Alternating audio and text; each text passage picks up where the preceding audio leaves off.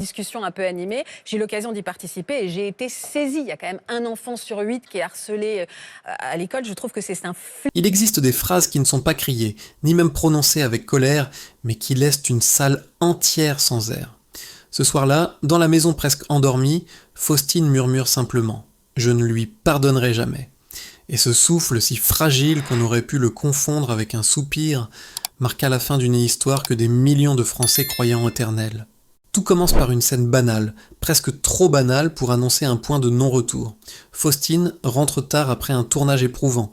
Les enfants dorment. La maison respire encore la chaleur du dîner qu'elle n'a pas partagé. Une lumière filtre sous la porte du bureau de Maxime.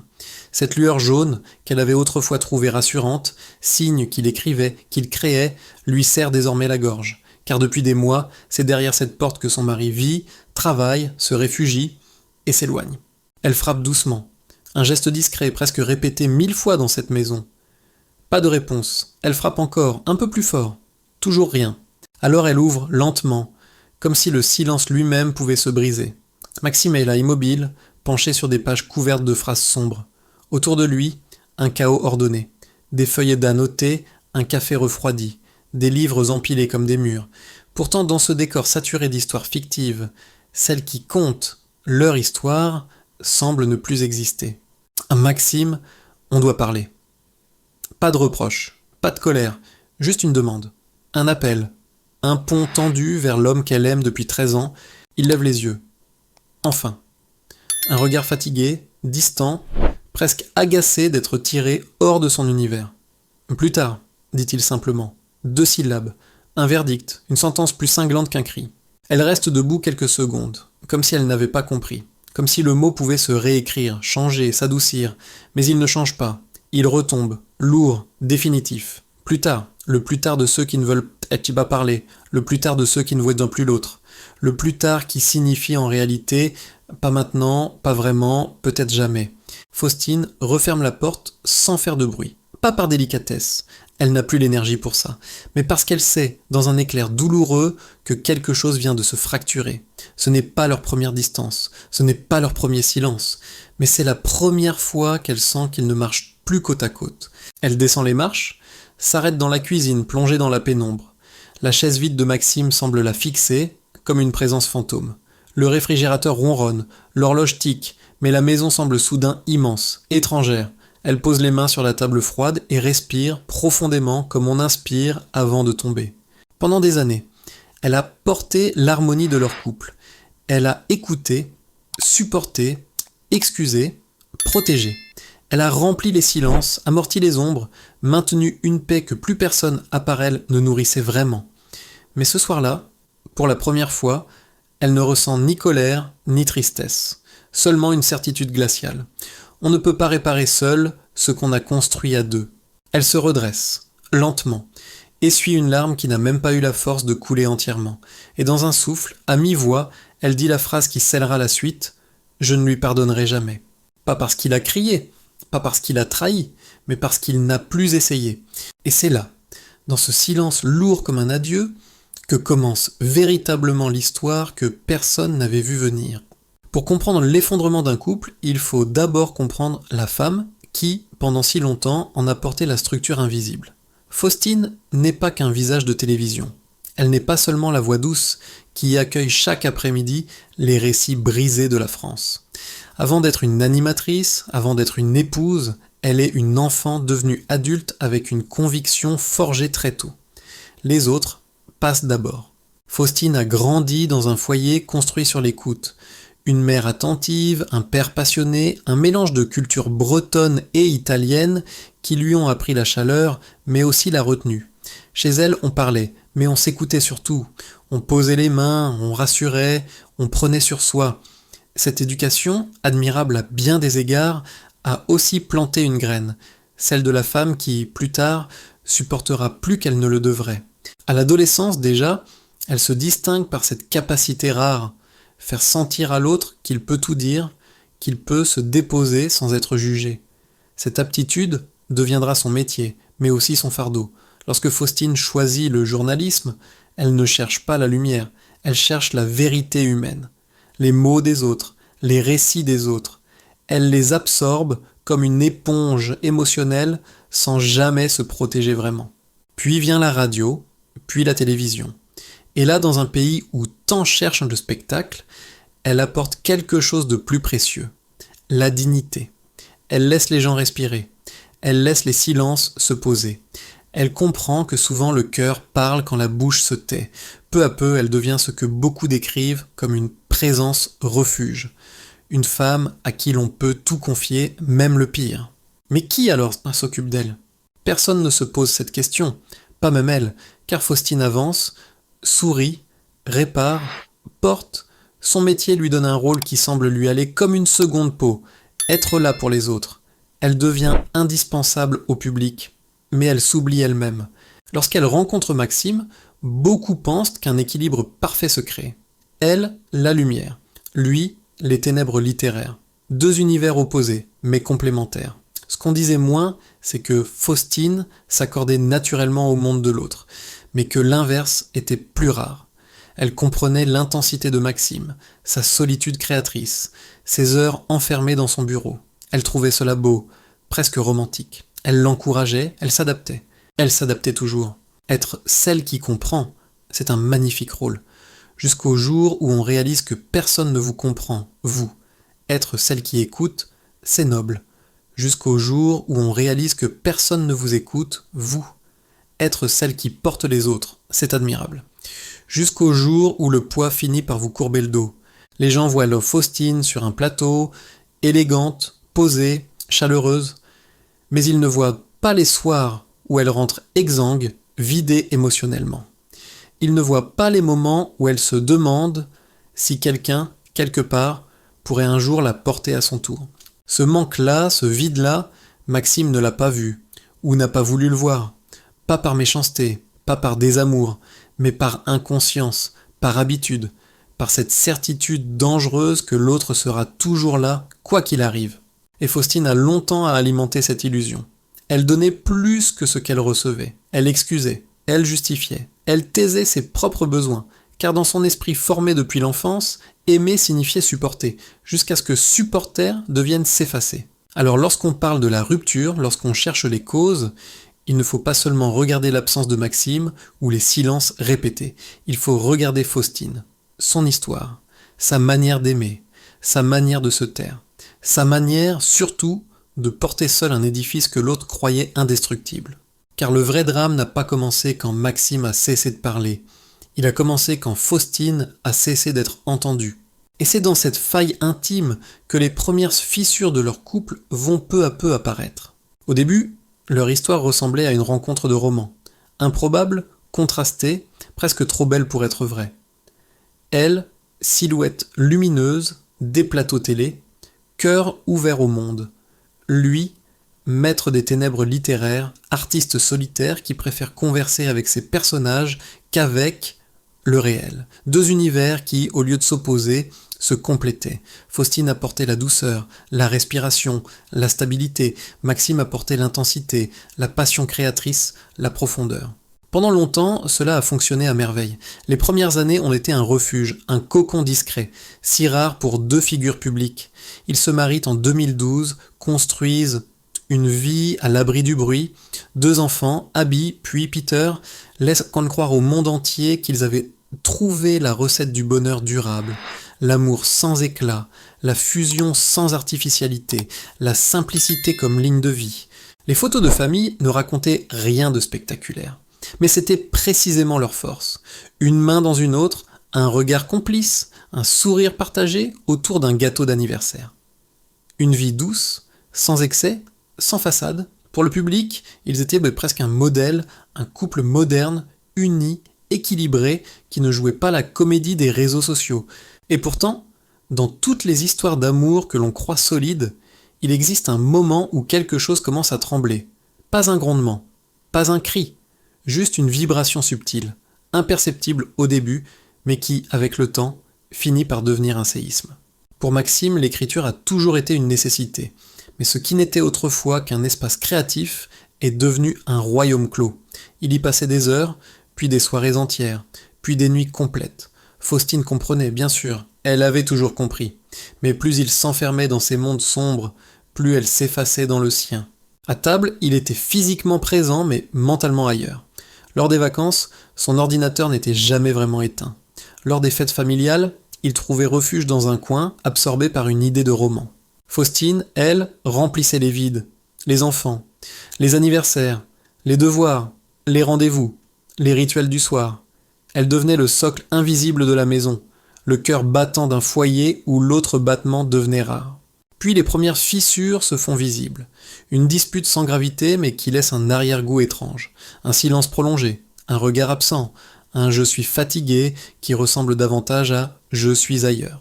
Autour d'eux, personne ne remarque réellement. Leur couple est trop parfait pour que l'on puisse imaginer une cassure. Et Faustine, fidèle à elle-même, minimise toujours.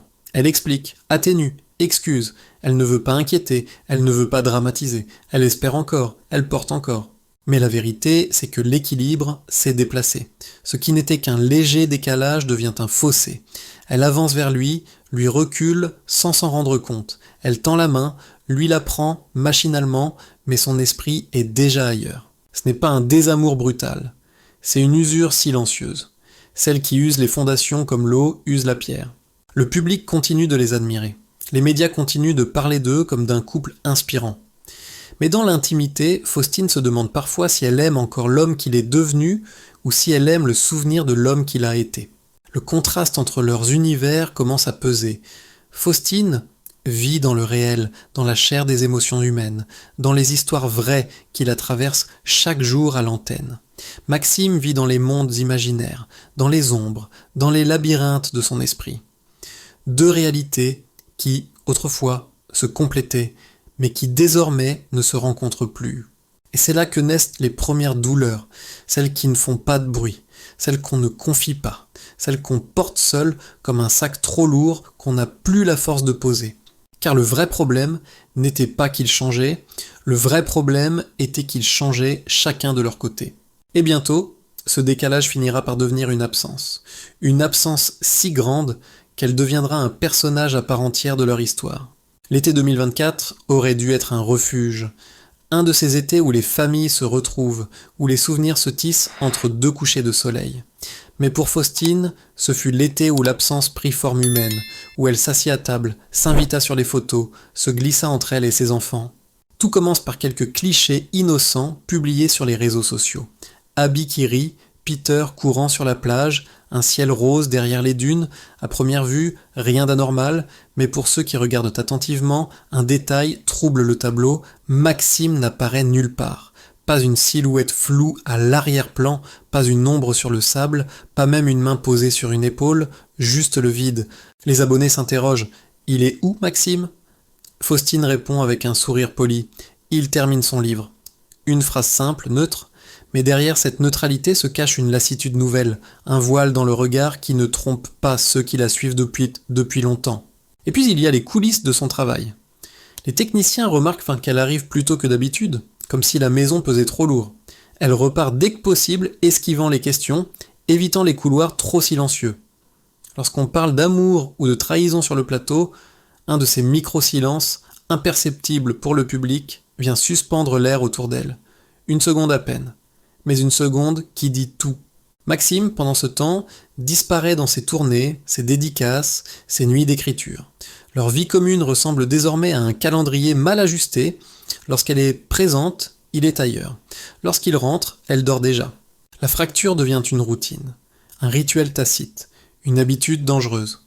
Mais le moment le plus douloureux survient en janvier 2025, pour l'anniversaire de leur fille. Faustine prépare une petite fête, des ballons, un gâteau, des rires d'enfants qui résonnent dans le salon. Elle immortalise quelques instants, les couleurs sont joyeuses, la scène délicieuse. Jusqu'à ce qu'on remarque ce que Faustine tente de dissimuler, l'absence du père. Encore, toujours. Une internaute demande « Pourquoi Maxime n'est pas là ?» Le commentaire disparaît rapidement. Faustine ne répond pas. Car que répondre ? Que dire quand le manque devient plus éloquent que toutes les explications ? Quand l'homme avec qui l'on a tout construit n'est plus qu'un fantôme qui traverse la maison sans jamais s'y arrêter vraiment ? Pour Faustine, cet été 2024 n'a pas seulement marqué la fin d'une illusion, il a marqué le début d'une certitude. On ne peut pas sauver un couple quand l'un des deux n'habite plus la même vie. Et bientôt, cette distance ne se contentera plus d'être visible, elle deviendra irréversible. Il existe un moment dans toute histoire d'amour qui s'effondre où l'on cesse d'attendre, non pas par colère, non pas par vengeance, mais parce que le cœur épuisé n'a plus la force de tendre la main dans le vide. Pour Faustine, ce moment est arrivé au printemps 2025. Les rumeurs parleront plus tard d'une tentative de réconciliation. Un ami de la famille évoquera une rencontre discrète, un rendez-vous dans un café parisien à l'abri des regards. L'heure où Maxime, soudain conscient de la distance qu'il avait laissé s'installer, aurait voulu recoller les morceaux. Peut-être qu'il s'y est présenté avec de bonnes intentions. Peut-être même qu'il a parlé d'avenir, de réparation, de thérapie de couple, de temps à se consacrer. Mais Faustine, elle, n'était plus là. Pas vraiment. Son corps, oui, son sourire poli aussi, mais son cœur, lui, avait déjà traversé l'hiver. C'est à ce moment-là que serait née la phrase qui circule encore aujourd'hui, répétée, amplifiée, transformée, mais pourtant authentique dans sa douleur. Je ne veux plus me battre pour quelqu'un qui ne s'est jamais battu pour moi. Une phrase sans haine, une phrase sans éclat, une phrase d'une lucidité froide, la lucidité de ceux qui ont trop pleuré pour encore espérer. Maxime aurait baissé les yeux. Peut-être qu'il n'avait jamais mesuré la profondeur du gouffre. Peut-être qu'il croyait encore que Faustine, comme toujours, comprendrait, excuserait, attendrait. Mais cette fois, elle ne l'a pas fait. Cette fois, elle s'est choisie. Ce refus marque un tournant. Un basculement silencieux mais définitif. Faustine n'était plus dans la réparation. Elle était dans la survie émotionnelle. Et pourtant, rien dans son comportement public ne laissait transparaître l'ampleur de la rupture. C'est même le contraire. Elle apparaissait plus calme, plus posée, presque apaisée. Un apaisement étrange, celui qui naît lorsque la décision est prise, lorsque le chemin de retour n'existe plus. Puis vient le gala caritatif du 12 avril 2025. Une soirée où, autrefois, ils seraient venus ensemble. Mais cette fois, Faustine arrive seule. Les caméras s'approchent, un journaliste, bienveillant, lui demande doucement « Votre mari n'est pas là ce soir ». Elle sourit, un sourire maîtrisé, presque tendre, mais qui cache une année entière de lutte. Et elle répond d'une voix calme, coupante et douce à la fois « Je suis venue en tant que mère, pas en tant qu'épouse ». Une phrase simple, mais d'une force implacable. C'est la première fois qu'elle l'admet publiquement. Elle n'habite plus le même espace que Maxime. Elle n'est plus la moitié d'un couple. Elle est redevenue une femme seule, une mère, une personne qui se reconstruit. Dans les coulisses, loin des flashs, un technicien qu'elle connaît depuis des années lui glisse « Ça va ?» Elle répond simplement « Je vais mieux, mieux ». Ce mot-là dit tout. Ce mot-là dit qu'elle a connu pire. Ce mot-là dit qu'elle a traversé la tempête et qu'elle en sort, fragile, mais debout. Dans les semaines suivantes, un autre signe apparaît, plus discret encore. Lors d'une émission, un invité évoque une trahison conjugale. Faustine écoute, comme toujours. Mais cette fois, une seconde de trop flotte dans l'air. Une seconde où elle baisse les yeux, où son souffle s'interrompt, où son masque glisse imperceptiblement. Une seconde que le public ne remarque pas, mais que ceux qui la connaissent lisent comme une confession. Elle ne mentionne plus Maxime dans aucune interview. Les photos de couple disparaissent progressivement de ses réseaux. Elle parle d'estime de soi, de limites, de reconstruction, sans jamais nommer ce qu'elle a traversé. C'est sa manière de tourner la page, sans bruit, sans accusation, sans cri. Car au fond, ce qu'elle refuse de pardonner n'est pas une faute précise. Ce qu'elle refuse de pardonner, c'est l'indifférence. L'indifférence prolongée, banalisée, acceptée, qui finit par éteindre même les amours les plus solides. L'indifférence qui l'a laissée seule à porter un couple que l'autre ne portait plus depuis longtemps. Et quand une femme cesse d'espérer, ce n'est pas son cœur qui se ferme, c'est sa dignité qui se réveille. Après une rupture, certains s'effondrent, d'autres se battent. Faustine, elle, a choisi une troisième voie, renaître en silence. Les mois qui suivent sa séparation ne sont pas marqués par des déclarations publiques ni par des règlements de compte. Pas de confidences aux journaux, pas de livres confessions. Seulement une femme qui avance à petits pas, sans bruit, mais avec une détermination nouvelle, celle qu'on acquiert après avoir trop longtemps porté un poids qui n'était plus le sien. On la voit dans les couloirs de son émission, respirer profondément avant d'entrer sur le plateau. Ce n'est plus la respiration d'autrefois, celle qui masquait la fatigue. C'est une inspiration consciente, presque solennelle, elle reprend possession d'elle-même. Son sourire change aussi. Moins parfait, moins technique, mais plus vrai. On y lit parfois une fragilité, mais aussi une force tranquille, la force de ceux qui ont traversé la tempête et qui savent désormais où poser leurs pas. Dans sa vie personnelle, Faustine réapprend à vivre autrement. Les week-ends ne sont plus chorégraphiés autour d'un équilibre conjugal fragile. Ils deviennent simples. Une promenade au parc, un goûter improvisé, un moment de complicité avec Abby et Peter. Elle ne cherche plus à montrer une image parfaite. Elle cherche seulement à être présente, pleinement, entièrement. Ses amis racontent qu'elle rit davantage, mais d'un rire qui vient du ventre, pas de la politesse. Qu'elle parle plus doucement, mais plus sincèrement. Quelque chose en elle s'est défait, mais quelque chose d'autre s'est reconstruit.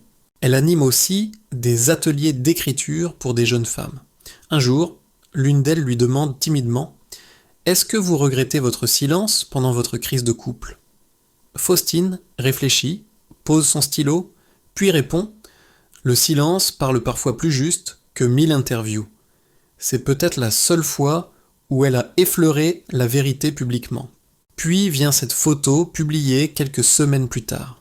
Une image simple, Faustine marche dans un parc, ses 2 enfants à ses côtés. La lumière est douce, le chemin encore humide d'une pluie fine. Elle ne sourit pas exagérément, elle ne pose pas, elle avance. La légende tient en 3 mots, après la pluie. Une phrase qui n'accuse personne, qui ne glorifie rien. Une phrase qui dit « J'ai souffert, mais je ne m'y attarde pas ». Une phrase qui annonce la suite, une suite qu'elle construit non pas contre quelqu'un, mais pour elle-même. Dans cette histoire, il n'y a ni victoires éclatantes, ni défaites humiliantes. Il y a simplement une femme qui a choisi de protéger sa paix. Une femme qui a compris qu'on ne peut pas sauver un couple en s'y sacrifiant.